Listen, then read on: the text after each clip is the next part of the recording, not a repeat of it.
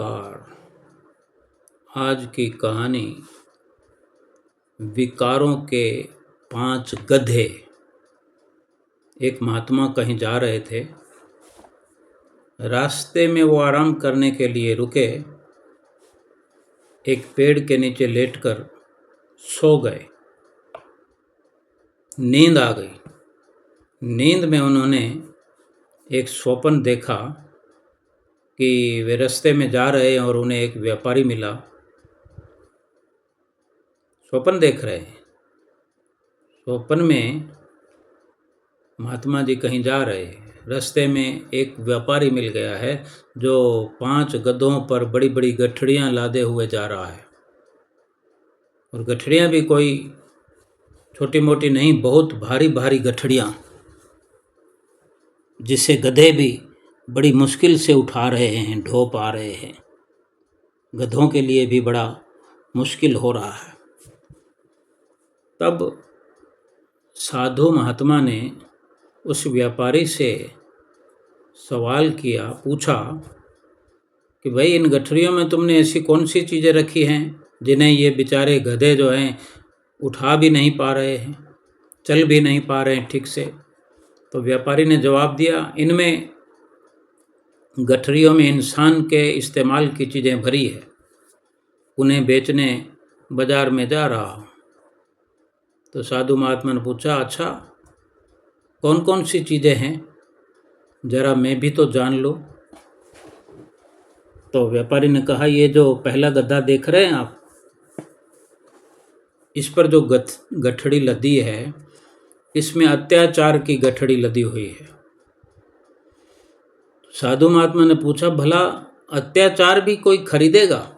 व्यापारी ने कहा, इसके तो बहुत तगड़े तगड़े खरीदार हैं, राजा महाराजा, सत्ताधारी और बड़ी ऊंची ऊंची हस्तियां, और काफ़ी ऊंची कीमत में बिक्री होती है इस अत्याचार की। साधु महात्मा ने पूछा, ठीक है, इस दूसरी गठरी में दूसरे गधे पर जो गठरी लदी है, इसमें क्या है? तो व्यापारी बोलता है कि ये गठड़ी है अहंकार की। ये अहंकार से पूरी गठड़ी लबालब भरी है और इसके खरीदार हैं पंडित और विद्वान। तीसरे गधे पर ईर्ष्या की गठरी लदी है और इसके ग्राहक हैं वो धनवान लोग जो एक दूसरे की तरक्की को, प्रगति को सहन नहीं कर पाते, ईर्ष्या करते हैं। इसे खरीदने के लिए तो लोगों की लाइन लगी रहती है। तो साधु महात्मा ने पूछा, अच्छा चौथी गठरी में क्या है भाई? व्यापारी ने कहा, इसमें बेईमानी भरी है और इसके ग्राहक हैं वो कारोबारी जो बाजार में धोखे से की गई बिक्री से काफ़ी फ़ायदा उठाते हैं। इसलिए बाजार में इसके भी खरीदार तैयार खड़े हुए हैं। फिर साधु महात्मा ने पूछा कि इस आखिरी और 5वें गधे पर लदी हुई गठरी में क्या है? व्यापारी ने कहा, इस गधे पर छल और कपट से भरी हुई गठरी रखी है और इसकी मांग उन औरतों में बहुत ज़्यादा है जिनके पास घर में कोई काम धंधा नहीं है और जो छल कपट का सहारा लेकर दूसरों की लकीर छोटी करके अपनी लकीर बड़ी करने की केवल कोशिश में लगी रहती है। वही इस छल कपट वाली गठड़ी की खरीदार है। और तभी महात्मा की नींद खुल गई, क्योंकि वो स्वप्न देख रहा था। इस सपने में ही साधु महात्मा के कई सवालों का उत्तर उनको मिल गया कि सही अर्थों में कहें तो वो व्यापारी एक शैतान था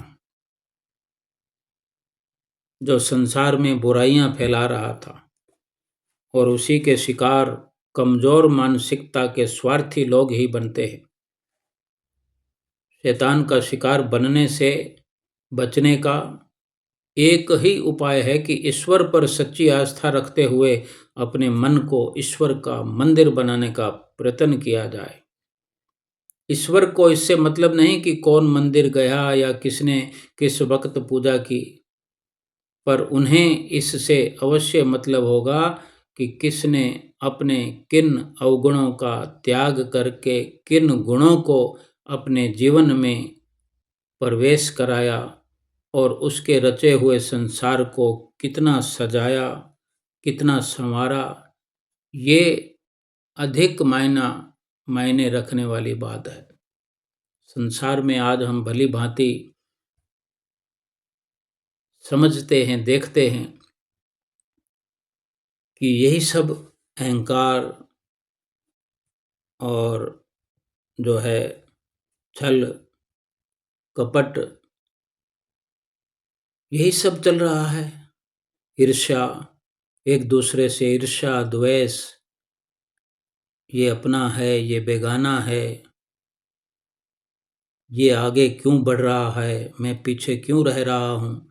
अपने से कोई मतलब नहीं, दूसरों को देख कर ही अपने आप को मतलबी बनाते चले जा रहे हैं। इसलिए इंसान को, मनुष्य को सज्जन बन के